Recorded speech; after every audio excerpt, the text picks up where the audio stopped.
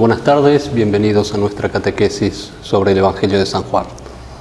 Vamos a leer hoy el capítulo 14, pero vamos a retomar desde el final del capítulo 13, que es el que nos introduce en este nuevo capítulo.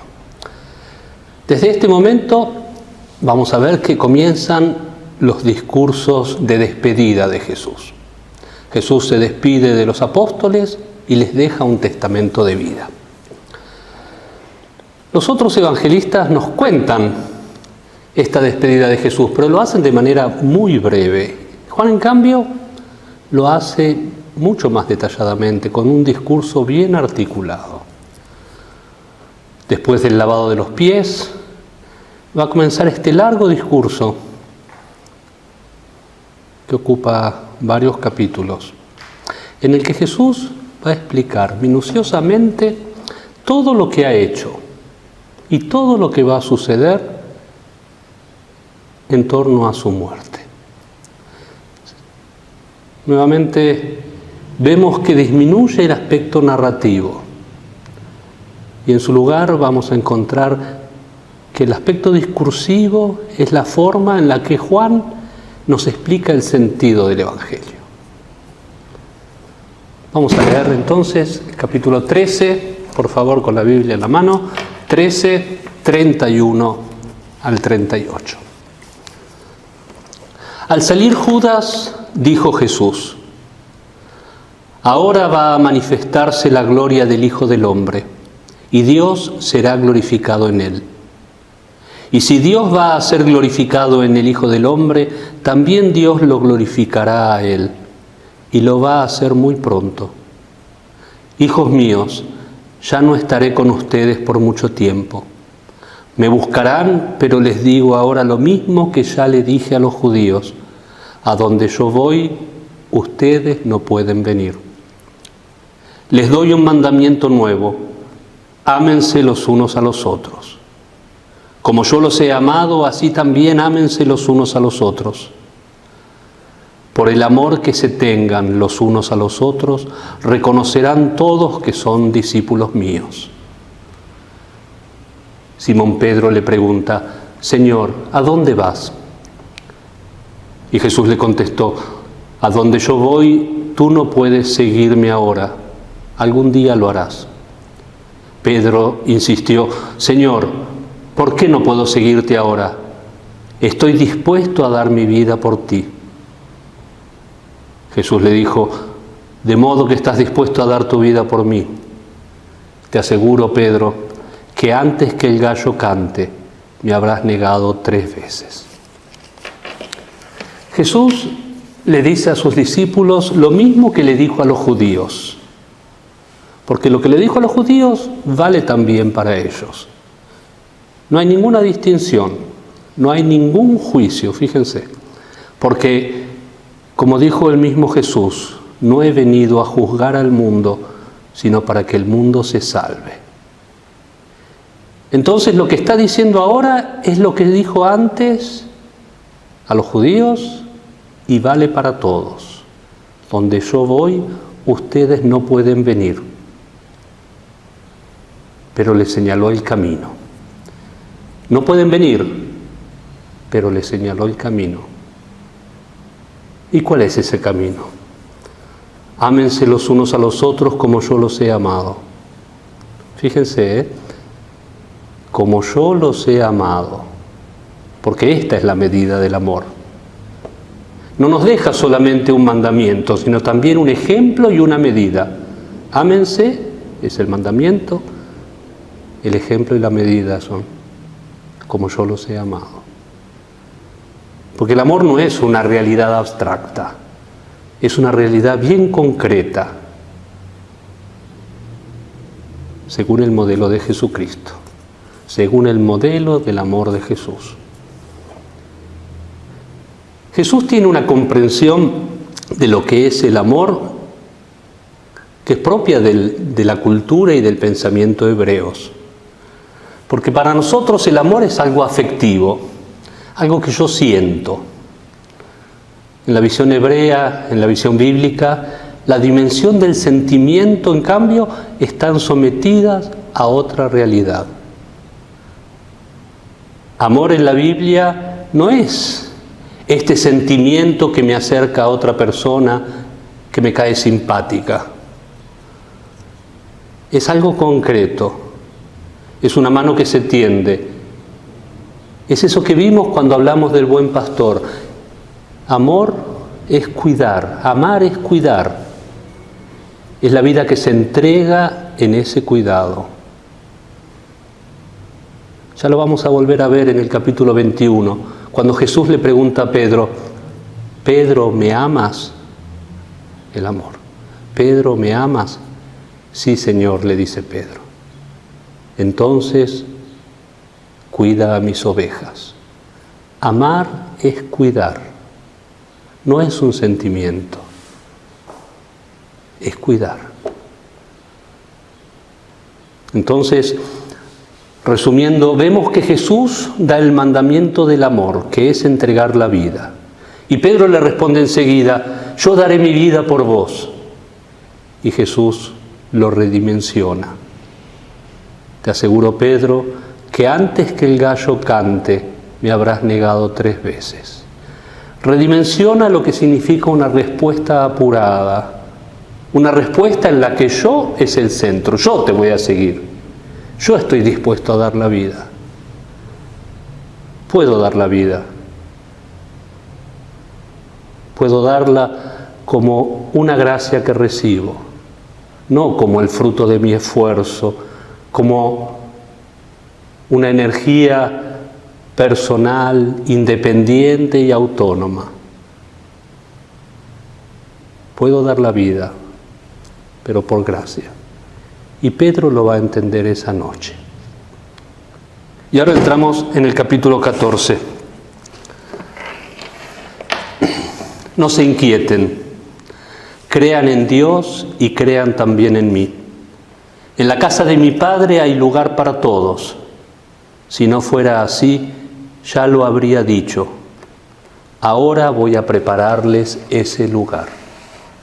Primero les dice a sus discípulos, a donde yo voy ustedes no pueden ir. Después les dice cuál es el camino. Y ahora les dice, voy a prepararles un lugar. Y les va a explicar qué significa preparar un lugar y preparar el camino hacia ese lugar. En la casa de mi Padre hay lugar para todos. El camino es uno solo. Ámense los unos a los otros como yo los he amado. Y esto no va dirigido solamente a los discípulos, no va dirigido solo a los cristianos, va dirigido a todos. Como le dije a los judíos, también se los digo ahora a ustedes. El don de la vida de Cristo entregado en la cruz es la apertura a esa posibilidad de vivir su vida. Gracias a que Él entregó su vida, nosotros podemos vivir la vida de Cristo. Ámense como yo los he amado.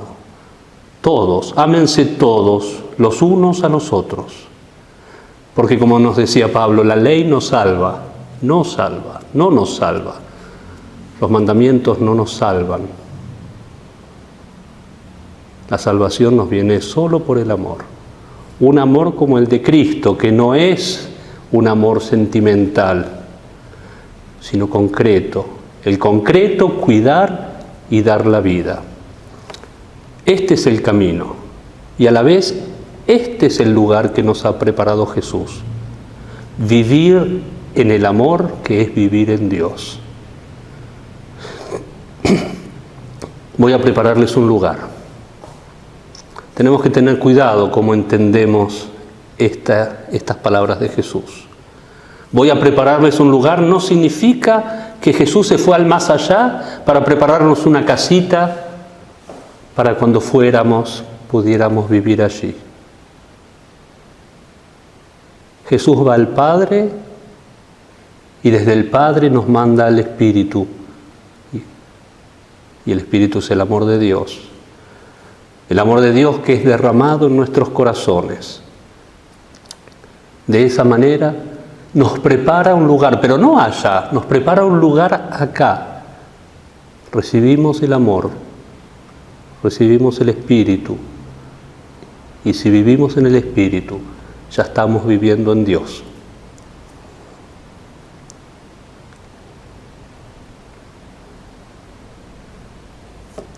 Nos invita a vivir en el amor.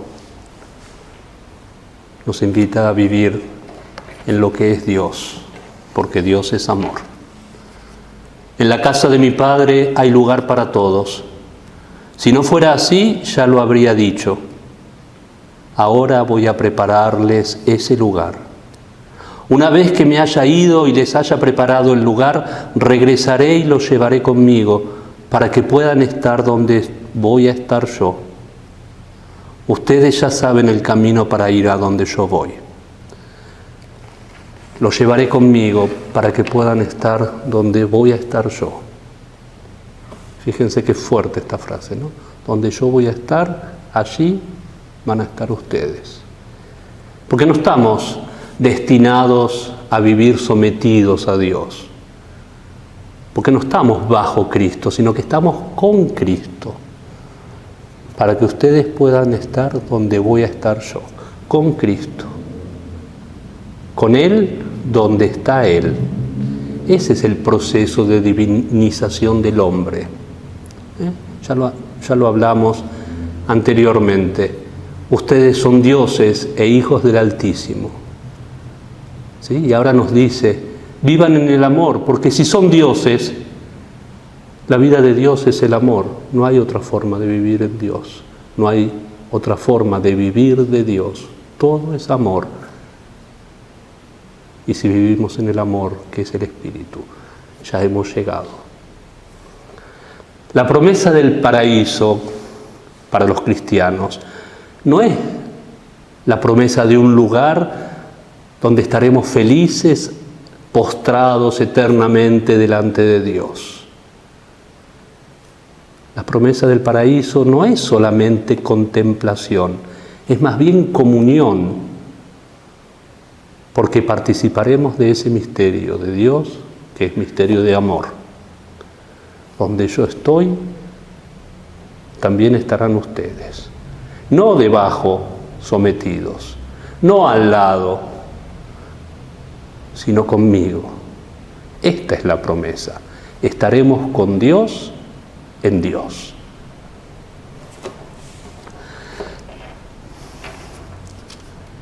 Tomás le dijo, pero Señor, no sabemos a dónde vas, ¿cómo vamos a saber el camino? Jesús le respondió, yo soy el camino, la verdad y la vida. Nadie puede llegar hasta el Padre sino por mí.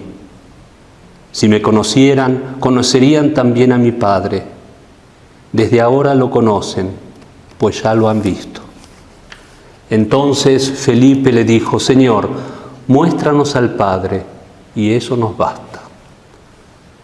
Jesús le contestó, llevo tanto tiempo con ustedes y aún no me conoce, Felipe.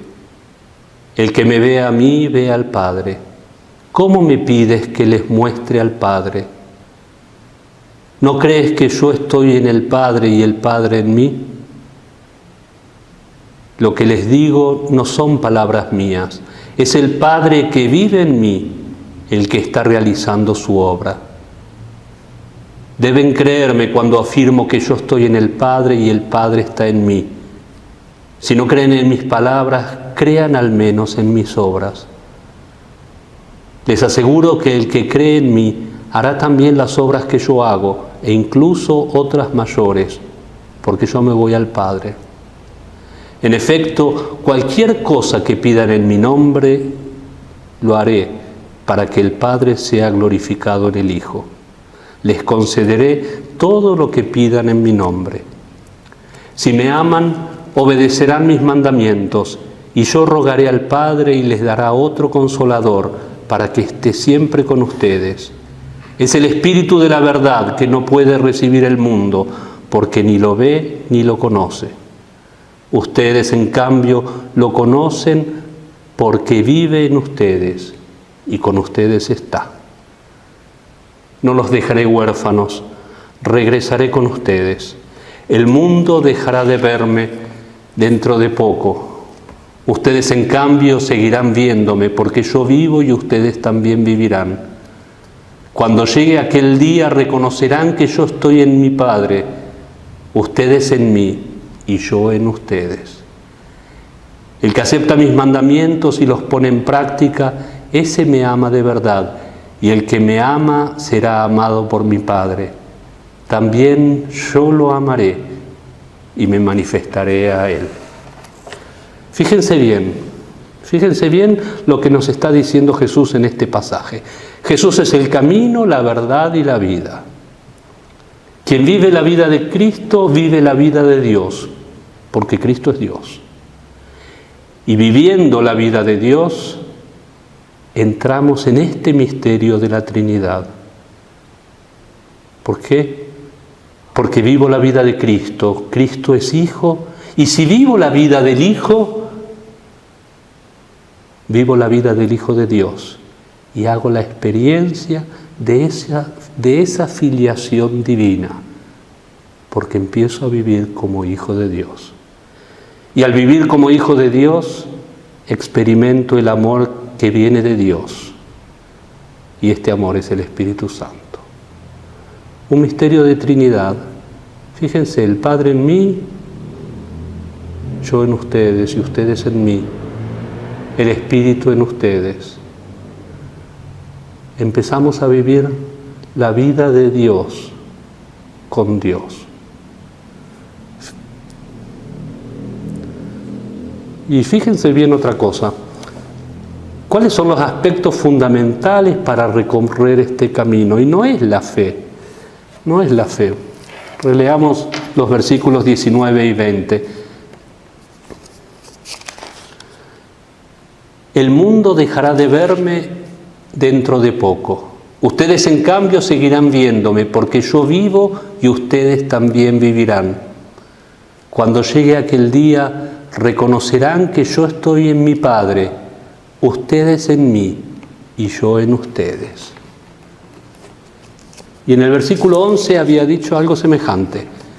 Deben creerme cuando afirmo que yo estoy en el Padre y el Padre está en mí. Si no creen en mis palabras, crean al menos en las obras que hago. Ustedes en mí y yo en ustedes.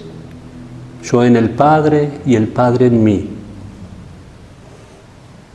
Entre nosotros y Cristo existe la misma relación que la que existe entre Él y el Padre.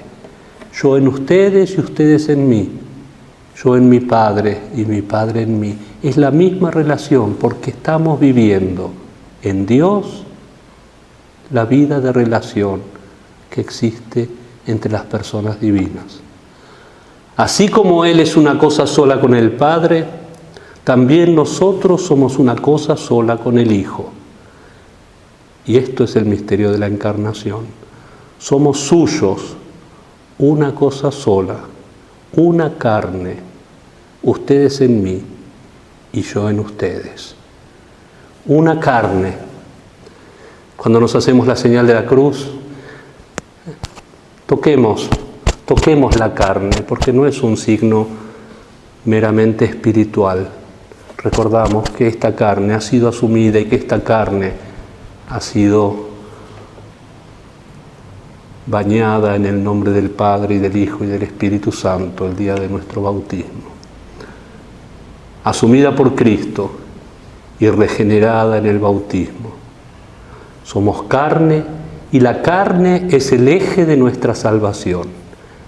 Cuando hago la señal de la cruz, toquemos la carne y sintamos que esta carne es carne, cuerpo de Cristo, carne asumida cuando se hizo hombre. Muchos piensan que para salvarse hay que destruir el cuerpo, hay que destruir la carne. Y esto es un error, porque Cristo se hizo carne para que nuestra carne pudiera entrar en la vida de Dios. Y esta carne nuestra está en Dios desde que Jesús subió al cielo y se sentó a la diestra del Padre. Es la carne de la Trinidad, como lo llamaba un antiguo padre de la Iglesia. Carne de la Trinidad. Porque Jesús, cuando Cuando ascendió al cielo no es que se sacó el vestido de la carne y lo puso en el ropero. Está sentado con carne a la diestra de Dios. No es que se sacó el cuerpo como si fuera el helicóptero que le sirvió para caminar entre los hombres. Sigue viviendo con nuestra carne. Y cuando nosotros lleguemos en la resurrección y entremos en el reino, será nuestra carne la que entre a formar parte de este reino de Dios. ¿Cómo será esta comunión? Esta comunión del Padre, el Hijo y el Espíritu Santo, en la que también entramos nosotros por un regalo de Dios, por el misterio de la encarnación, por el misterio de la salvación, por el camino del amor, que es el único camino que nos salva. Veamos el versículo 21.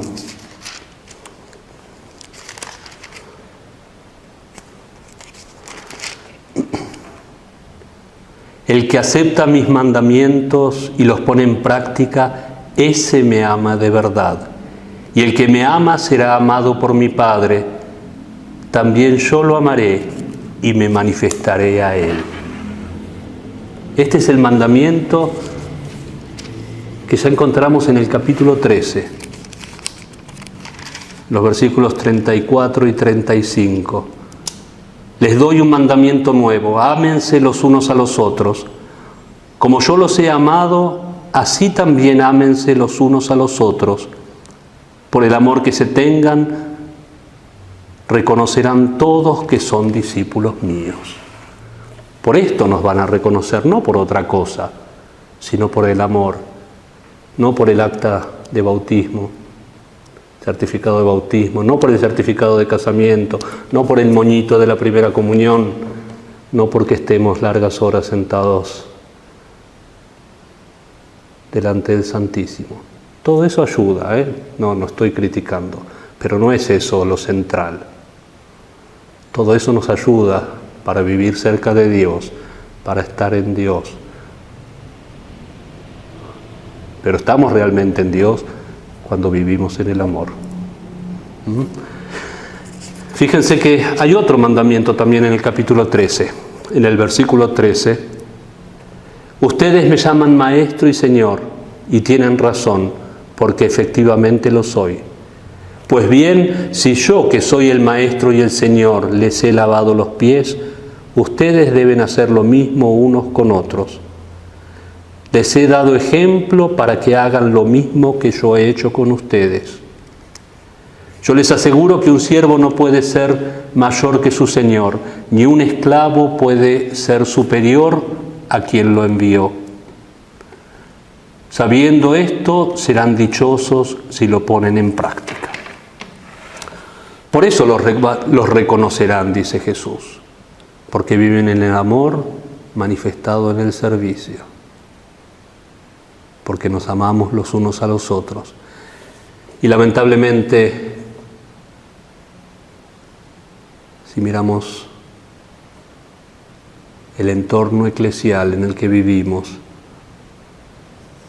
tenemos que reconocer que muchas veces no estamos dando este ejemplo.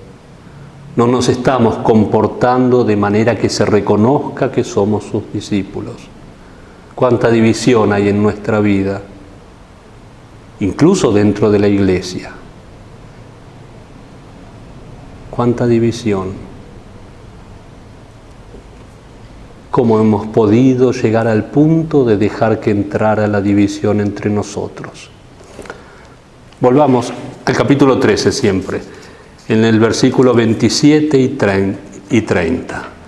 Cuando Judas recibió aquel trozo de pan mojado, Satanás entró en él. Satanás entró en él. Ya se le metió el diablo. Y en el versículo 30, Judas, después de recibir el trozo de pan mojado, salió inmediatamente. Cuando recibe el trozo de pan de la mano de Jesús, el diablo se le mete. Y se va inmediatamente se va. Porque es el demonio el que separa.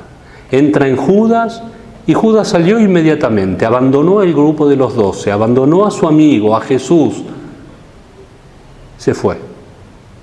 Así nos pasa a nosotros cuando nos separamos, cuando creamos división.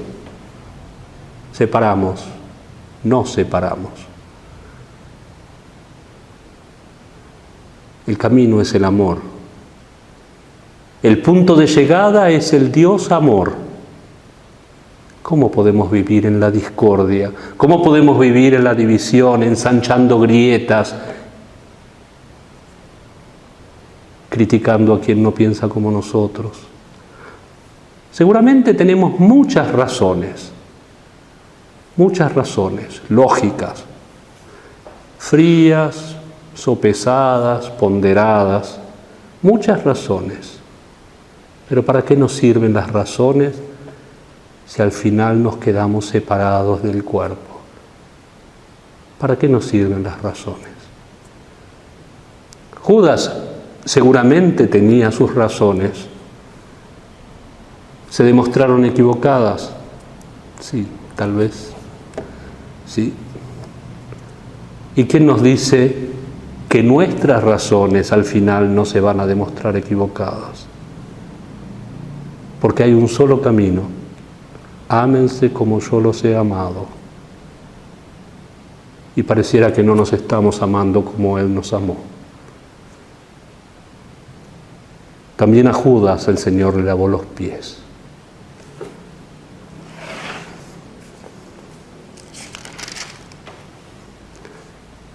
Judas, pero no el Judas Iscariote, sino el otro, le preguntó: Señor, ¿por qué te vas a manifestar solo a nosotros y no al mundo?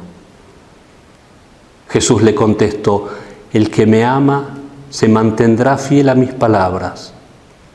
Mi Padre lo amará y mi Padre y yo vendremos a Él y viviremos en Él.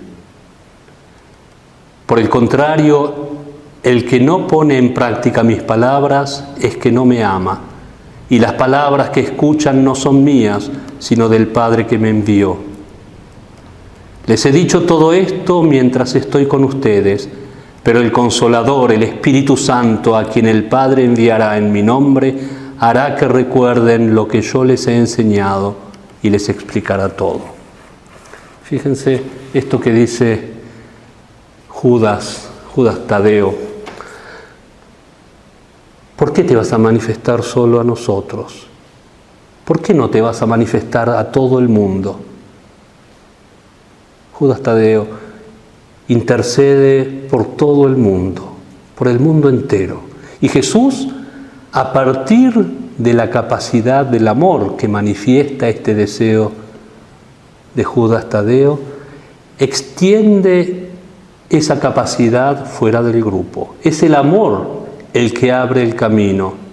Esto vale para el mundo entero. ¿Por qué no te vas a manifestar al mundo? El Padre les mandará el Espíritu, y este Espíritu, que es el que sopla donde quiere, les mostrará caminos, les mostrará modos para que Jesús también se manifieste en el mundo. Pero principalmente, por el amor, que dará testimonio de que son mis discípulos. No los dejo huérfanos. Nos manda el Espíritu que nos consolará después de la partida de Cristo. Y San Atanasio dice, un razonamiento, dice: si el Espíritu nos consuela porque Dios hecho hombre vuelve a sentarse a la diestra del Padre, si el Espíritu nos consuela porque Cristo nos ha dejado, no es posible que el Espíritu no sea Dios, porque nada nos puede consolar después de la partida de Dios que el mismo Dios. Porque el Espíritu Santo es Dios, nos puede consolar después de la partida de Dios. El Hijo asciende a la diestra del Padre y el Espíritu Santo desciende. ¿sí? El Hijo asciende y el Espíritu desciende, como una balanza. No nos quedamos huérfanos, no nos quedamos solos. El amor de Dios siempre está con nosotros. El Hijo asciende y el Espíritu desciende. Les dejo la paz, mi paz les doy, una paz que el mundo no les puede dar. No se inquieten ni tengan miedo. Ya escucharon lo que les dije, me voy pero regresaré a ustedes. Si de verdad me aman, deberían alegrarse de que me vaya al Padre, porque el Padre es mayor que yo. Les he dicho esto antes de que suceda, para que cuando suceda crean. Ya no hablaré mucho con ustedes, porque se acerca el príncipe de este mundo. Y aunque no tiene ningún poder sobre mí, tiene que ser así para que el mundo sepa que amo al Padre y que cumplo la misión que me encomendó. Levántense, vámonos de aquí. El príncipe del mundo viene. El príncipe del mundo viene, pero no tiene poder sobre mí. Es interesante este título que Jesús le da al diablo, el príncipe de este mundo. Príncipe. ¿Qué significa que es príncipe? ¿Qué es un príncipe? Príncipe es el heredero del trono, heredero del rey. Y el demonio quisiera ser rey, el rey de este mundo, pero es príncipe de un rey eterno, un rey que no muere más. Un poco como en Inglaterra, el príncipe puede esperar sentado porque la reina no muere más. Y así el demonio es el segundo, un segundón de un rey eterno que no muere. Ambiciona poseer el reino, pero el rey no muere. Por eso decimos en el credo, su reino no tendrá fin, porque la muerte no tiene poder sobre él. El amor tiene la última palabra. El amor es cuidado. Por eso no tenemos miedo, porque sabemos que el amor de Dios cuida de nosotros, cuida de nuestra vida. Y con esto me despido hasta la semana que viene.